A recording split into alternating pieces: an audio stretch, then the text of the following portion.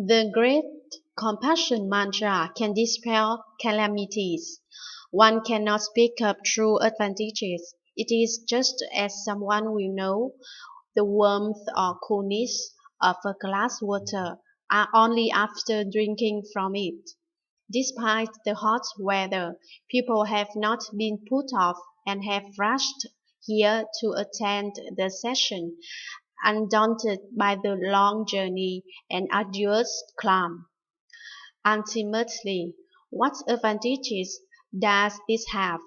One cannot speak of true advantages, just as someone will know the warmth or coolness of a glass water only after drinking from it. True-hearted people will naturally understand the wonder in this. How can one obtain the advantages? There's no way aside from what I just said. You must recite the Bodhisattva's name with a true heart. A true heart is just a concentrated mind. It is said, when one is concentrated, it is efficacious. When one is scattered, there is nothing. If you can be single-minded, you will obtain a spontaneous response in the way. The power of the response in the way is inconceivable. However, you must apply the effort yourself. No one can do it for you, and even less can you attain it by chance. Consider the example of talking about food and counting others' wealth. If someone talks about how nutritious the food is, but doesn't eat it, then even if it is really nutritious, how can the person get the nutrition? It is said, all day long you count the money of others, but you don't own half a cent yourself. If you don't cultivate the Dharma, you make the same mistake. It is also the same when we recite the Bodhisattva's name. If we just know and talk about the merit and virtue of reciting the Bodhisattva's name, it doesn't count. We have to truly recite until we have single-minded and unconfused, and even farther, until the sounds of the water and wind in our ears are just the recitation of the Bodhisattva's vast name. It is said, sentient creatures and insentient things all proclaim the wonderful Dharma of the Mahayana. If you have not reached that level of being single-minded and unconfused, then everything will be jumbled together.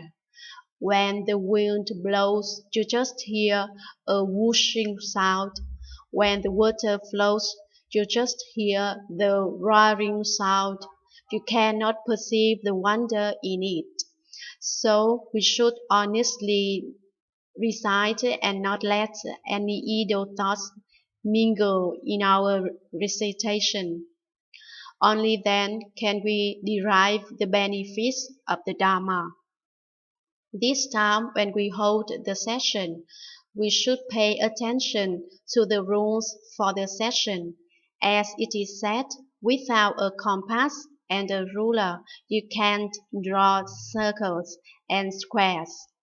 The traditional rule of this temple is to avoid causing a disturbance so that you won't hinder others from cultivating. During these 7 days, we will also recite the Great Compassion Mantra.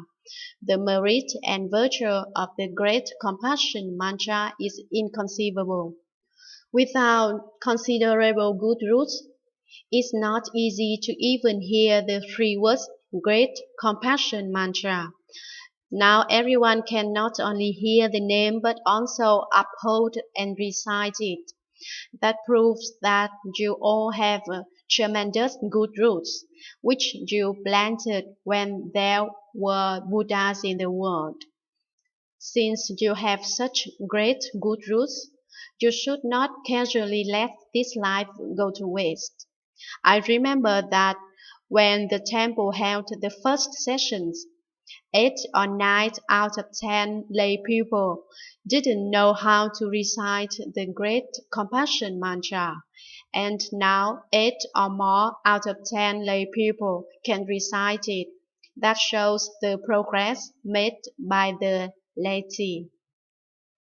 Now I tell a story which proves the merit and virtue of the Great Compassion Mantra. In Manchuria, there was once a wealthy man who owned a great deal of land. One autumn, he accompanied 4 or 5 large cargo trucks carrying full lots of sorghum to be sold in the city. Since the city was over 150 li from the village, he started out at a little past 1 o'clock in the morning. Unfortunately, he ran into some bandits on the road.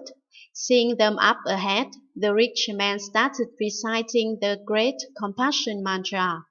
Strangely enough, the gang of bandits were just like blind men and didn't notice his trucks at all.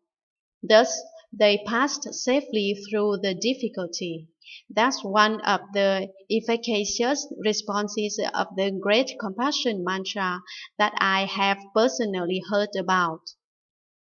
In the Great Compassion Mind Dharani Sutra, it says, those who recite the Great Compassion Mantra can dispel all disasters. They will not be burned by fire or drowned by water. So I urge the lay people who can already recite it to do so at least 3 times a day. Those who cannot recite it should learn quickly. The merit and virtue of the Great Compassion Mantra can not only make thieves and robbers go away, it can also dispel the myriad illnesses and resolve all demonic troubles. So we should sincerely recite it. On this starting day of the session, there is a very optimistic spirit in the Dharma assembly, and everyone is taking it very serious. I hope everyone will make a determined effort and strive to be ever more vigorous. A talk given on the afternoon of June the 13th, 1958, at Western Bliss Garden Monastery in Hong Kong.